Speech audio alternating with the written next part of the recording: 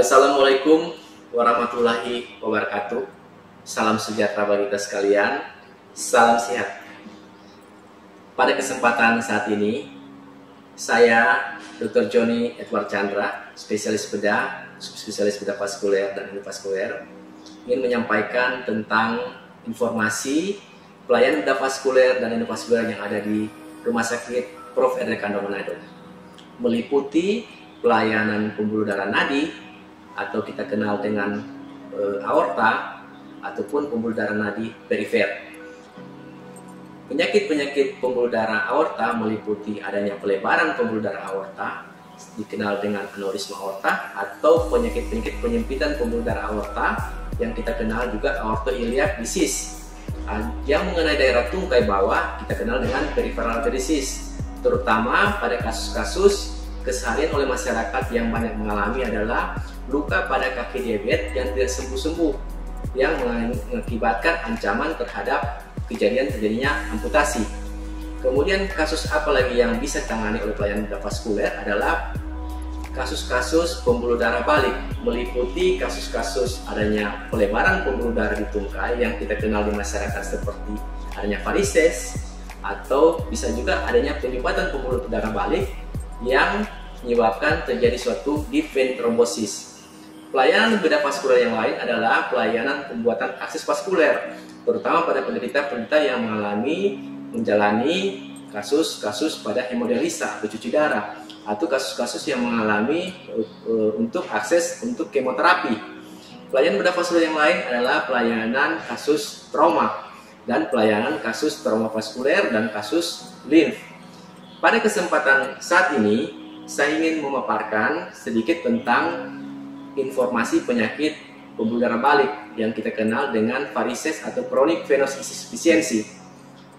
Varises itu sendiri oleh masyarakat itu dianggap sesuatu hal yang lumrah, karena varises itu dianggap hal yang biasa yang akan terjadi pada semua orang. Tetapi sebenarnya varises itu sendiri adalah suatu disease atau penyakit yang akan mempengaruhi kualitas atau lifestyle seseorang, sehingga perlu dilakukan penanganan yang baik sehingga kualitas hidup pasien itu bisa kita tingkatkan. Apa sebenarnya varises itu sendiri? Varises itu adalah pelebaran pembuluh darah balik yang berkelok-kelok, warnanya kebiruan, yang dialami baik oleh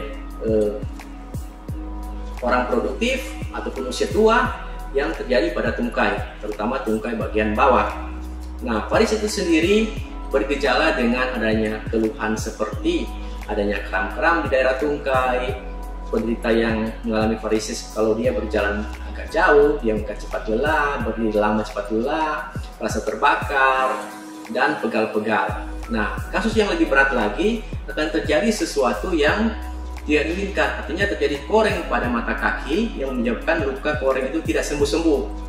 Nah, bagaimana kita melakukan diagnostik daripada suatu varises, yaitu melakukan dengan anamnesa, pemeriksaan fisik, kemudian ada pemeriksaan penunjang. Seperti yang sampaikan tadi, gejala-gejalanya, dan pemeriksaan penunjang bisa kita lakukan pemeriksaan USG Doppler. USG Doppler ini kita menilai bagaimana besar dan pembuluh darah balik dan bagaimananya adanya varises di pembuluh darah balik itu sendiri, dan menilai pembuluh darah balik bagian dalam, sehingga kita bisa menentukan diagnostik dan planning perencanaan tindakan yang akan kita kerjakan. Nah, sesudah kita mendapatkan diagnosis varises dan bagaimana derajat varises sendiri, maka kita bisa melakukan penanganan varises sendiri. Penanganan varises itu adalah penanganan yang komprehensif, meliputi bagaimana melakukan merubah pola gaya hidup kita dengan lifestyle seseorang, dengan melakukan tindakan-tindakan seperti olahraga yang ringan, seperti tindakan renang, jalan sehat, kemudian melakukan tindakan exercise yang membantu untuk pergerakan daripada daerah ankle atau pedal arm. Kemudian kita melakukan tindakan intervensi pada varises sendiri. Tindakan yang minimal invasif itu tentunya yang sekarang itu berkembang, seperti kita melakukan skleroterapi atau penyuntikan pada varises-varises yang kecil atau berbentuk teletasis, spider vein. Kemudian pada varises-varises yang cukup besar kita bisa melakukan tindakan invasif tanpa melakukan suatu kesehatan dengan melakukan tindakan seperti melakukan tindakan endovenous laser treatment atau radiofrekuensi ablasio, atau bisa juga melakukan ablasio dengan menggunakan glusil. Tentunya tujuannya adalah menutup pembuluh darah varises sendiri sehingga bisa menyebabkan perbaikan pada kualitas hidup pasien varises.